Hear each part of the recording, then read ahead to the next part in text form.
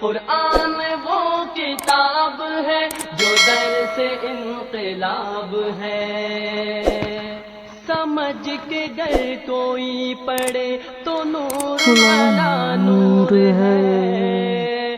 اور سب سے بڑا کام آپ کا کیا تھا معلوم ہے؟ خانقاہ کے گدی نشینوں غور سے سنو، جو غوث پاک کا نام لیتے ہیں، سرکار غوث پاک رضی اللہ تعالیٰ عنہ کی اس صفت کو میں بیان کروں تو یہ بغلیں جھانکیں گے۔ ابھی غوث پاک نے سب سے بڑا کردار کیا کیا جانتے ہیں آپ؟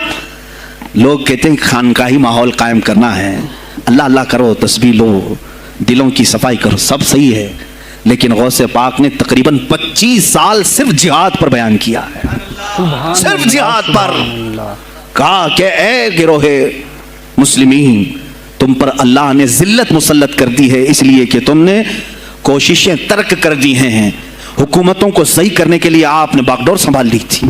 غوث پاک جب بیان کرتے ممبر سے تو وقت کا جو تخت تھا وہ بھی ہلنے لگ جاتا تھا۔ خلیفہ مستنجد باللہ اس زمانے کا خلیفہ ہے اور تنگ آ گیا غوث پاک کے پاس، جب وہ بیان کرتے اور ان کی عیاشیاں کھول کھول کر کے ذکر کرتے تو لوگوں میں اب احساس جاگنے لگا، کوئی تو اللہ والا آیا ہے جو نظام خداوندی قائم کرنے کی بات کر رہا ہے، نظام مصطفیٰ قائم کرنے کی بات کر رہا ہے۔ بغداد کی یہ حالات جب ہونے لگے میرے عزیزو، سلطان الاولیاء غوث پاک کی ہی شہ پر جانتے ہیں صلاح الدین ایوبی جیسا ایک مرد مجاہد پیدا ہوا ہے۔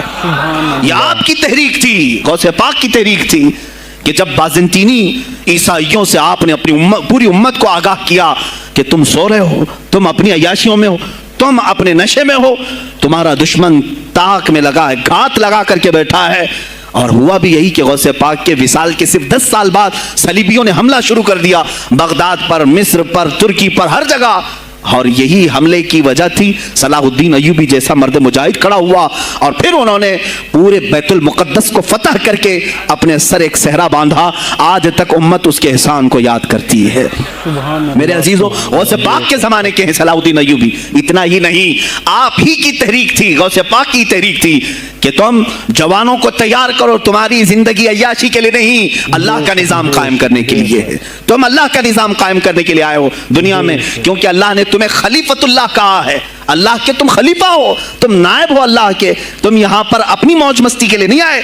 اب اس زمین پر بات ہوگی تو صرف میرے مولا کی ہوگی، اس زمین پر بات ہوگی میرے مصطفیٰ کی ہوگی۔ یہ سیدنا عبد القادر جیلانی کا اعلان تھا۔ ہے کوئی آج پیران اعظام وہ اعلان کریں کہ آج اس زمین پر صرف ہم ناموس رسالت کی بات کریں گے؟ کون ہے؟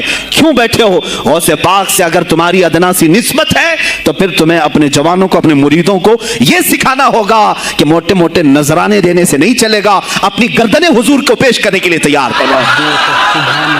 تم تیار ہو جاؤ اپنا خون اور اپنی گردن بارگاہ مصطفیٰ میں دینے کے لیے۔ یہ آج تربیت دو، ورنہ پھر دشمن تمہیں کچا چبانے کے لیے تیار ہے، کچا چھبانے کے لیے تیار۔ عزیزان گرامی، میں غوث پاک کی تحریک آپ کو بتا دوں کون سی تحریک تھی۔ وہ صلاح الدین ایوبی جو بیت المقدس فتح کیا، یہ غوث پاک کی تحریک ہے۔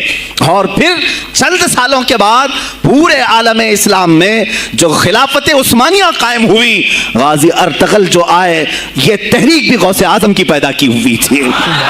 آپ نے جوانوں کو متحرک کیا تھا اور پھر امت کا وہ شعور بیدار کیا تھا جو ان میں مردہ کر چکے تھے کچھ حکومت کے کارندے۔ میں سمجھتا ہوں اس وقت جتنے خلفاء بیٹھے ہوئے تھے خلافتوں پر، تخت پر، جو نام کے مسلمان تھے، یا اس کو ہماری زبان میں سمجھ لو سب کانگریس کے تھے، جو منافق تھے، یعنی دکھتے تھے بس، لیکن اندر سے سب نفاق ہوتا تھا، نفاق ہوتا تھا۔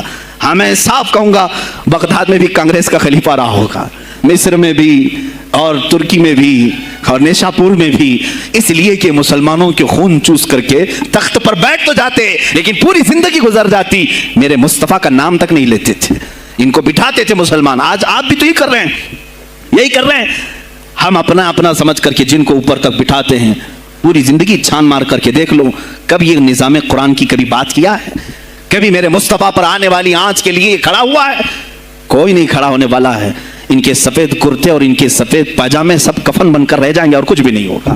عزیزان گرامی وقار، آپ کو سرکار بغداد رضی اللہ تعالیٰ عنہ کی تحریک میں بتاؤں، ترکی سے نکلنے والی خلافت عثمانیہ غوث اعظم کی پیدا کی ہوئی تحریک تھی۔ اتنا ہی نہیں، آپ کے آخری زمانے میں सरकार ख्वाजा गरीब नवाज मोइनुद्दीन चिश्ती रज़ियल्लाहु ताला अन्हु की मुलाकात बगदाद में हुई। मोइनुद्दीन अजमेरी रज़ियल्लाहु ताला अन्हु की मुलाकात हुई। तारीख दान ने लिखा, आज मैंने पहली मर्तबा इसको पढ़ा और आपके सामने पहली बार बता रहा हूँ, सरकार बगदाद और हज़रत ख्वाजा गरीब नवाज की मुलाकात के बारे में बहुत सारे बातें चलती हैं किताबों में भी, मैंने अपने मुर्शिद से भी पूछा था। बहरहाल एक तारीखी एक किताब से मुझे आज ये बात मिली कि सुल्तानुल औलिया गौसे पाक ने हज़रत ख्वाजा गरीब नवाज को क्या वसीयत की थी, क्या कह करके भेजा था। उनके पास गौसे पाक ने, गरीब नवाज ने बहुत सारी इनामात, औराद, वज़ाइफ, तुरुक, इजाज़ात सब हासिल किए, लेकिन हिंदुस्तान जब आए क्या किया उन्होंने, ये भी बताया गया कि गौसे पाक की तहरीक थी। क्या?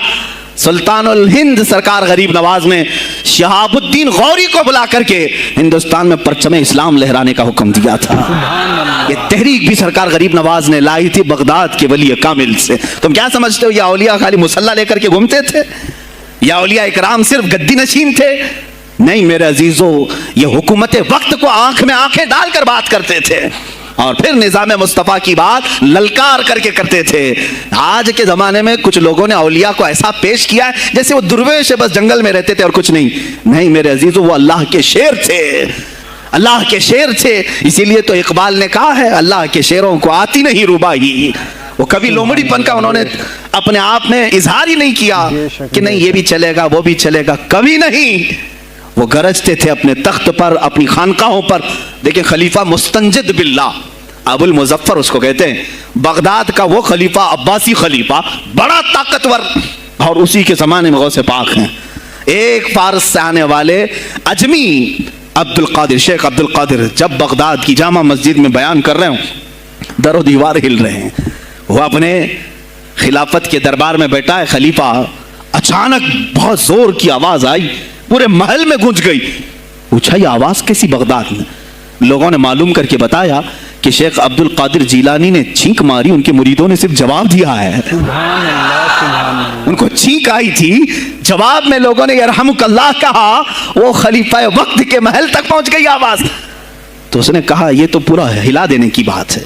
एक बात याद रखो मेरे अजीजों, आवाज़ हो सकता है तुम्हारी मस्जिद से बाहर जाए ना जाए, तुम्हारी आवाज का दारो मदार तुम्हारे गले पर नहीं है। एक बार तुम पुकारोगे, पहुंचाना मेरे मौला का काम है। अब हमारी आवाज कहां कहां तक पहुंचती है, किसके किसके टायर फटते हैं, ये सब बात की बात है। तुम पुकार करके तो देखो। अल्लाह रब्बुल इज्जत के नाम पर अजीज़ान गिरामी वक़ार मुस्तंजिद बिल्लाह आया और वही किया जो हर अय्याश करता है। जाहिर सी बात है, मौलवी साहब कुछ ले दे के छोड़ दो, जान बख्श दो, जाओ कहीं बैठो, आप अल्लाह अल्लाह करो। कहाँ ये हुकूमत सियासत की बातों में आप आ गए? चंद दिनों पहले मैंने भी सियासत की बात की तो मुझे भी एक मशवरा ऐसा है कि आपको इंटरेस्ट है एमपी बनने का, एमएलए बनने का? मैंने कहा मुझे इंटरेस्ट तो नहीं है, लेकिन कुर्सी साफ करने का इंटरेस्ट बहुत है। सुभान अल्लाह, सुभान उस पर जो कचरा है उसको साफ करने का इंटरेस्ट बहुत है। इंशाअल्लाह अज़ीज़ वक्त आएगा वो साफ होंगी भी। अज़ीज़ान गिरामी, मुस्तंजिद बिल्लाह 10 अशरफियों की थैलियां लेकर सुने की गौसे पाक के दरबार में आया। आप मुरीदीन के साथ बैठे, अरे वो हाल और काल की मजलिसें हैं। मुस्तंजिद बिल्लाह आया गौसे पाक की बारगाह में, कहा कि हुजूर आप कबूल कर लें, नजराना है। आपने कहा तू रख ले अपना नजराना, तू अपने पास रख ले। कहा कि हदिया कबूल करना सुन्नत है, आप सुन्नत के खिलाफ करते हैं। गौसे पाक ने कहा ला एक थैली लिया और अपने बगल में दबा करके उसको निचोड़ना शुरू किया तो उससे खून टपकना लगा। खून इतना टपकने लगा तो हाजिरीन मजलिस दम बखुद रह गए। खलीफा मुस्तंजिद बिल्लाह भी देख रहा था।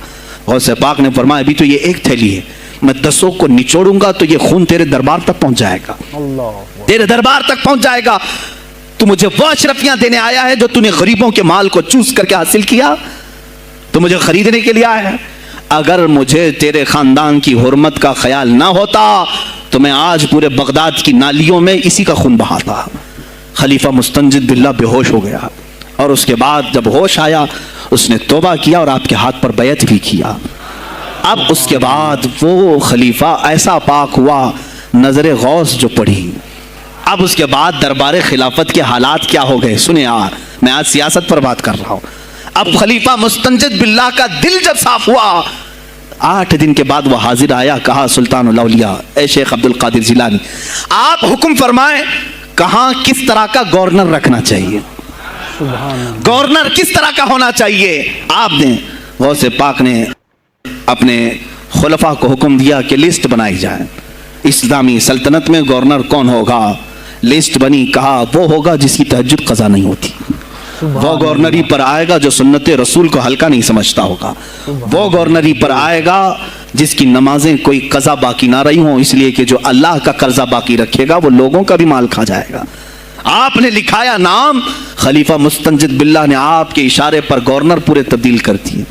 ہر جگہ پر ایسے لوگوں کو رکھا جو سرکار غوث پاک کے یا تو مرید تھے یا خلیفہ تھے یا شاگرد تھے، اور ان کے دلوں میں اللہ کا خوف تھا، اور وہ پورے بغداد اور آس پاس کی سلطنتوں کو سنبھالے ہوئے تھے۔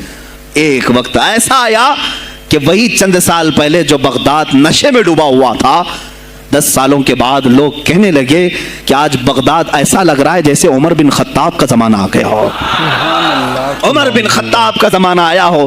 تم نے تو غوث پاک کی 11ویں کھائی ہے نا، اصلاح حکومت ان سے نہیں سیکھا، وہ آئے تھے نظام تبدیل کرنے کے لیے۔ آج میں علماء سے بھی یہی کہوں گا، تم حق بات تو پہنچاؤ قوم تک۔ آج حالات ایسے ہیں میرے عزیزوں، ڈر اور خوف ان کے سینوں پر طاری ہوا۔ کس بات سے ڈرتے ہو؟ کیا تم نے اللہ کی ذات پر ایمان نہیں لائے؟ یہ نہیں کہتے ہو موت و حیات اللہ کے ہاتھ ہے، رزق اللہ کے ہاتھ ہے، پھر ڈرتے حکومت وموں کی خاک میں اپنے امامے پر رکھتا۔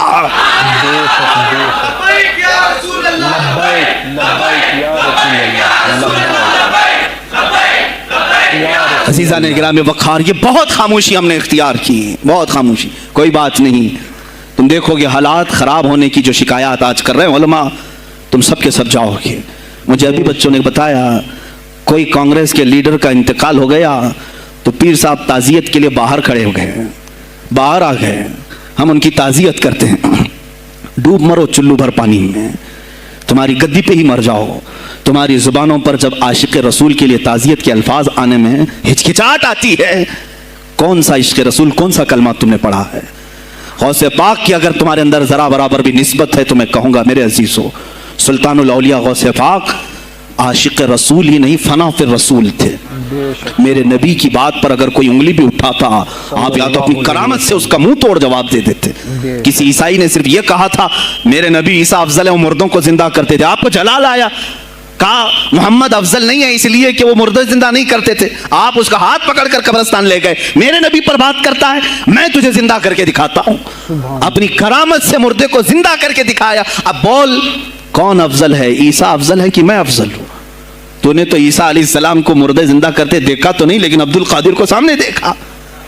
غوث پاک نے کہا میں اپنا موازنہ عیسیٰ علیہ السلام سے نہیں کرتا ہرگز، لیکن یاد رکھنا میرے نبی پر اگر زبان کھولے گا تو عبد القادر اپنے قدم سے اس کو جواب دے گا۔ وہ جواب دیتے۔ آپ کی زندگی ناموس رسالت کی حفاظت کے لیے گزری ہے۔ سلطان الاولیاء غوث پاک رضی اللہ تعالیٰ عنہ کی بارگاہ میں جب ایک سوال آیا کہ لوگ کہتے ہیں نبی ہر جگہ کیسے حاضر ہو سکتے ہیں، آپ نے خود کر کے دکھا دیا۔ کوئی صاحب آئے، کہا ہمارے گھر دعوت ہے آپ تشریف لائیں، کہا ٹھیک ہے آتا ہوں۔ تھوڑی دیر بعد دوسرے آئے، کہا ہمارے گھر دعوت آپ آئیں، سیم ٹائم پہ کئی 70 لوگ آئے، سب کی دعوت قبول کی۔ دوسرے دن شام میں لوگ آ کر کے فخر کر رہے ہیں آج میرے گھر شیخ عبد القادر جیلانی آئے تھے، دوسرا کہہ رہا نہیں میرے گھر آئے تھے، تیسرا کہہ رہا میرے گھر آئے تھے۔ ایک وقت میں سب گھروں پر کیسے؟ سبوں نے کہا انہیں سے پوچھتے ہیں وہ کہاں گئے تھے۔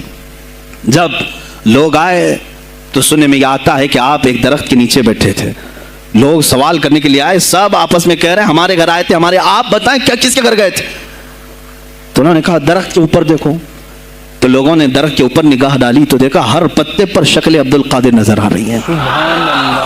فرماتے ہیں اللہ نے عبد القادر کو یہ اتنی قدرت دی ہے کہ بیک وقت وہ کئی جگہوں پر حاضر ہو سکتا ہے۔ تو جب ایک غلام رسول کو اللہ نے یہ طاقت دی تو رسول مختار کو کتنی طاقت دی ہوگی۔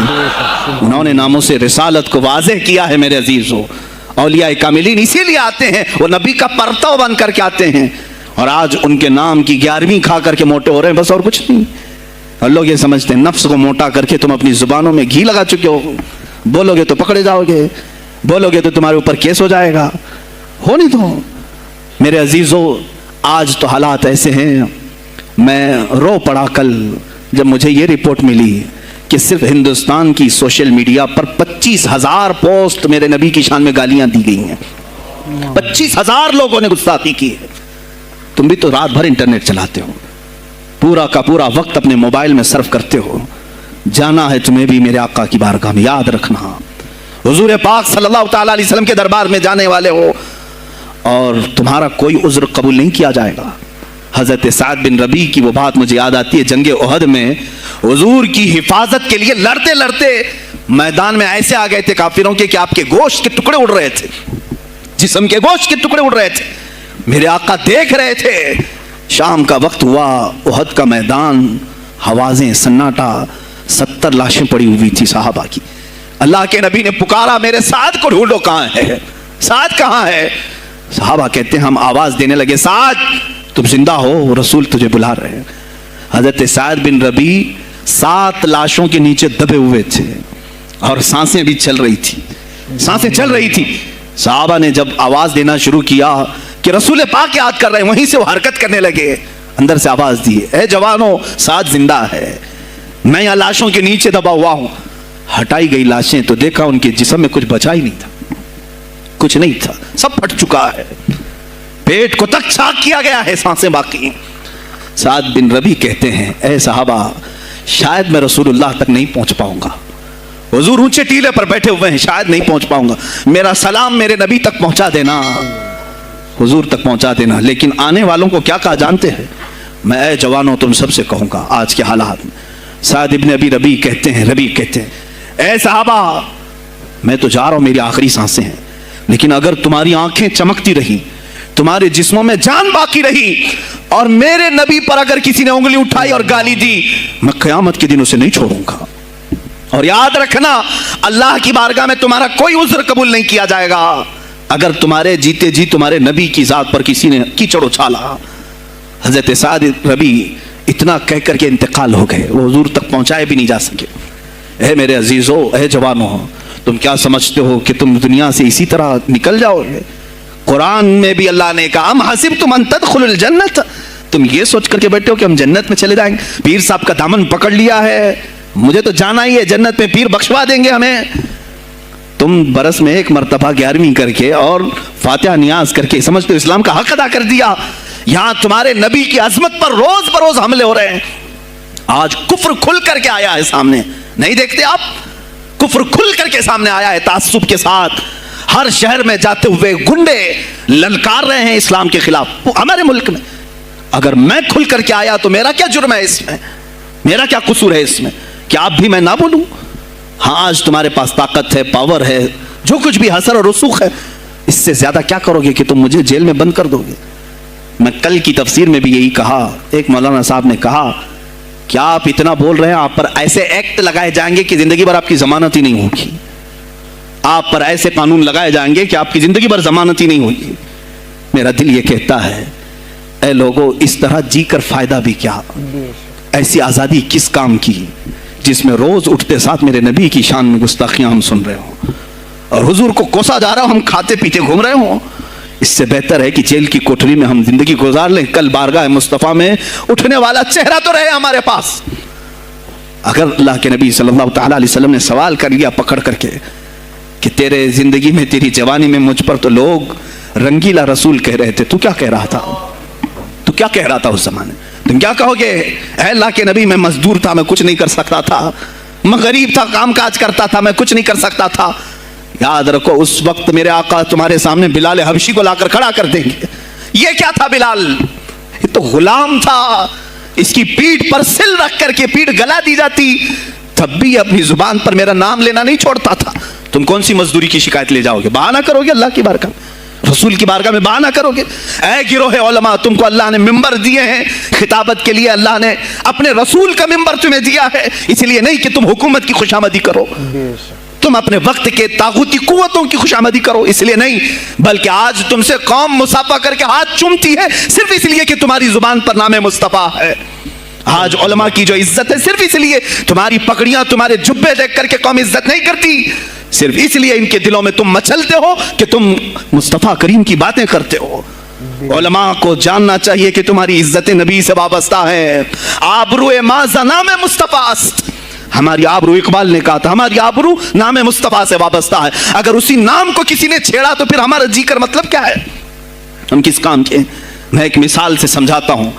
مسجد ہے, دیوار کے پینٹ کو اگر کسی نے کھرچ لیا تو ہو سکتا ہے معاف کر دیں, ہم اس کو چھوڑ دیں. کسی نے لکیر نکال دی دیوار پر, ہم چھوڑ دیں اس کو. لیکن میاں وہ ہمارے سامنے آ کر پلر ہلانے لگ گیا, اور مسجد کا یہ پلر توڑنے لگ گیا, خاموش بیٹھو گے؟ اور اگر تم خاموش بیٹھے تو اس کا انجام کیا ہوگا؟ اس نے پلر ہلایا تو صرف پلر نہیں ٹوٹے گا, یہ چھت پورا سب کے اوپر گرے گا.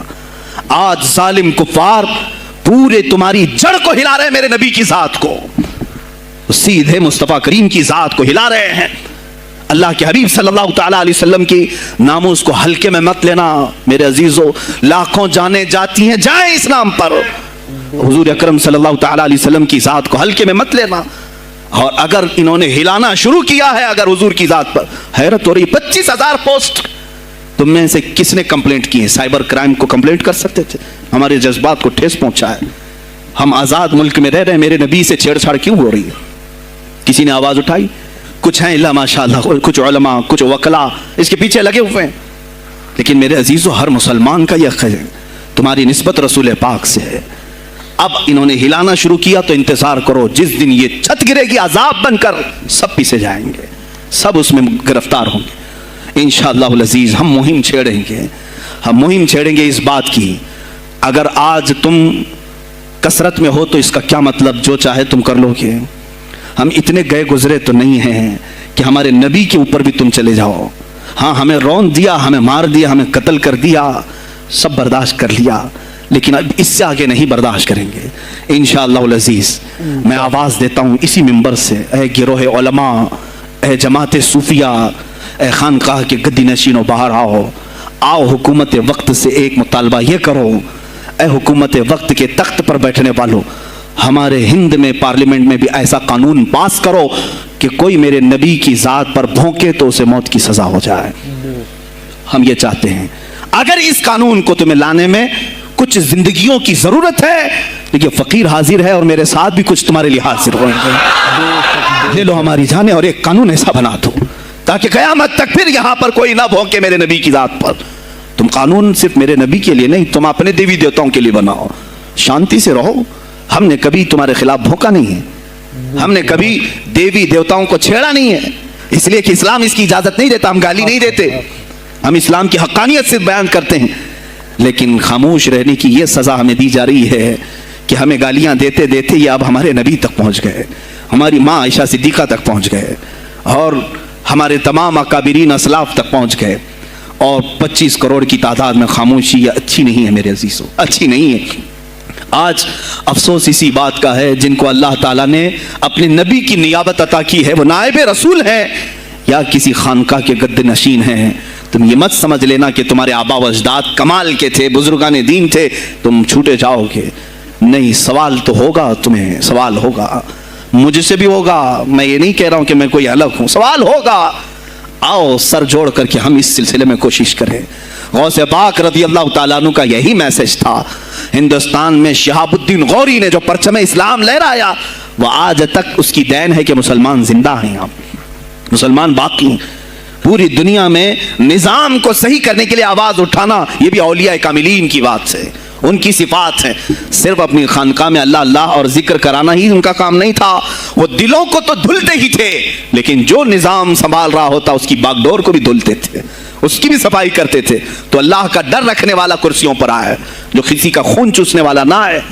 عزیزان گرامی وقار, اپنے سیاسی شعور کو بھی بیدار کرو, سیاست کو سمجھو. تم کب تک استعمال ہوتے رہو گے؟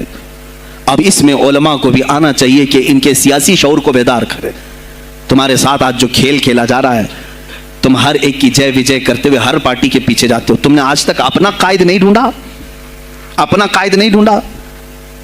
اور ان کو دیکھو, وہ کہتے ہیں کہ اگر پیٹرول 200 لیٹر بھی ہو جائے تو ہمارے قائد تو یہی ہیں, اس لیے کہ ہمارا ہم مذہب ہے, وہ ہمارے مذہب کی بات کرتا ہے. تمہارا کون ہے میرے عزیز؟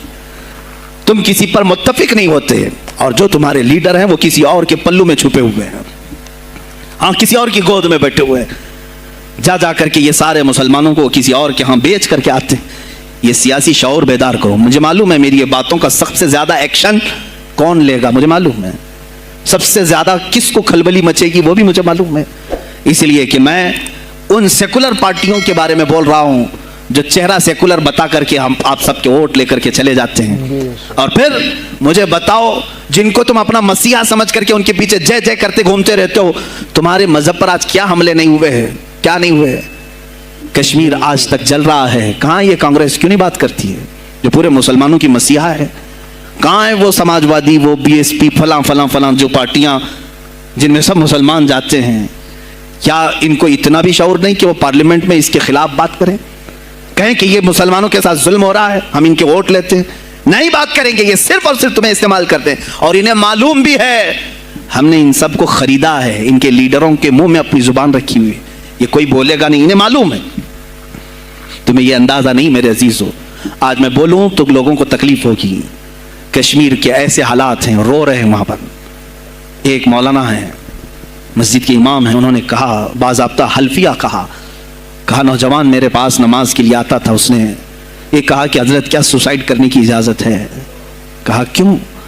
कहा मेरे घर में कुछ लोग दाखिल हुए, मैं उनका नाम जिक्र नहीं कर रहा हूं, कुछ लोग दाखिल हुए, मुझे हाथ बांध करके खड़ा किया, मेरी माँ और मेरी बहन को नंगा किया, मेरे सामने कपड़े उतारे और उनकी इज्जत लूटी, और उसके बाद मुझे हाथ खोल करके छोड़ दिया।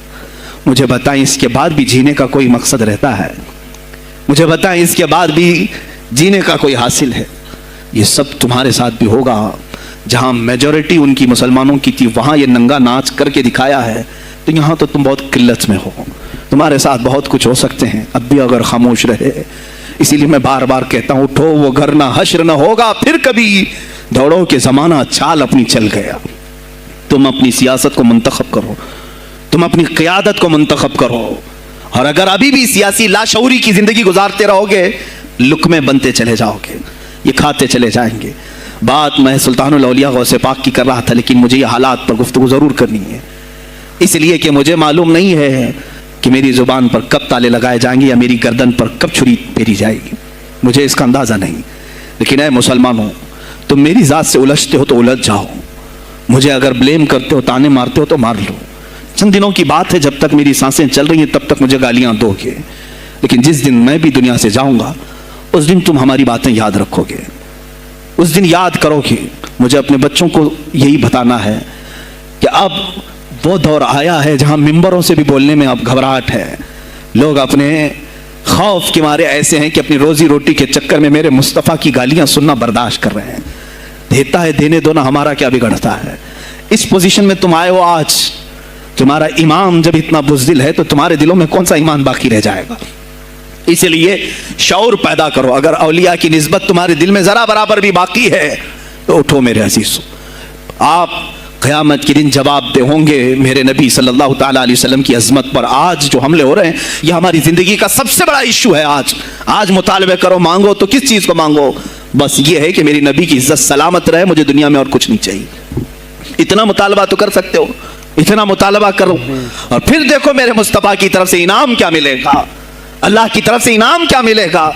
अरे वो मर्द कलंदर जो पाकिस्तान में अभी शहीद हुआ, किस बात की का ऐलान करता था, किसको पुकारता था, किसको ललकारता था? सिर्फ यही तो बात करता था कि ताजदार खत्म नबूवत, और मैदान में माजूरी के साथ भी आकर कहता था लब्बैक या रसूल अल्लाह, अल्लाह के रसूल मैं हाजिर हूं, अपनी जान लेकर आया हूं। और तुम याद रखना, तुम्हारी टांगें तो सलामत है, कल बरोज़े क़यामत हो सकता है तुम्हारा सामना उस खादिम हुसैन से हो, तुम्हारी टांगें देख करके पूछी जाएंगी। माजूर होने के बाद जब कोई मैदान में मेरे नबी की अजमत पर पहरा देने के लिए आ सकता है तो तुमने अपनी टांगें किस काम के लिए रखी थी?